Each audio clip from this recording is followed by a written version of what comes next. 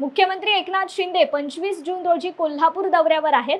मात्र या दौऱ्यादरम्यान रिक्षा चालक आणि कोल्हापूर शहर हद्दवाढ कृती समिती आक्रमक झाली आहे। पासिंगसाठी विलंब झालेल्या रिक्षा आणि टॅक्सी चालकांना आरटीओ कार्यालयाकडून दररोज 50 रुपये दंड आकारला जातोय।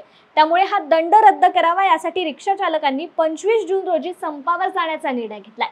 त्यानंतर आता कोल्हापूर शहराच्या हद्दवाढीसाठी मुख्यमंत्र्यांच्या दौऱ्यादरम्यान 27 जूनला कोल्हापूर बंदची हाक देण्यात आली आहे। यावेळी हद्दवाढ कृती समितीच्या वतीने मुख्यमंत्र्यांना काळे झेंडे दाखवून निषेध करण्यात येणार असल्याची माहिती कृती समिती समन्वयक ॲडव्होकेट बाबा इंदुलकर यांनी दिली आहे। 1946 पासून रखडलेली कोल्हापूरची हद्दवाढ 1 सेंटीमीटरचा फरक पडला नाही। 2021 जानेवारीमध्ये तातडीनं तत्कालीन जे आज मुख्यमंत्री आहेत एकनाथ शिंदे साहेबांनी महापालिकेत येऊन नवीन हद्दवाढीचा अहवाल मागितला होता। त्यांच्या आदेशानुसार 21 सालापासून दिलेला अहवाल शासनाच्या टेबलावर प्रलंबित आहे। त्याच्यावर ते निर्णय करत नाहीत।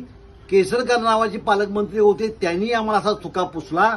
मागच्या 15 ऑगस्टला उपमुख्यमंत्री अजित पवार यांनी सुद्धा फार बिंबीच्या डेटापासून कोल्हापूरची हद्दवाढ कशी पाहिजे, का होणं गरजेचं आहे याच्यावर उहापोह केला होता, परंतु तो निर्णय करत नाहीत।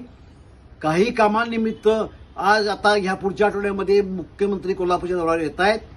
26 जूनला आम्ही काही करणार नाही, छत्रपती शाहू महाराज यांची जयंती आहे।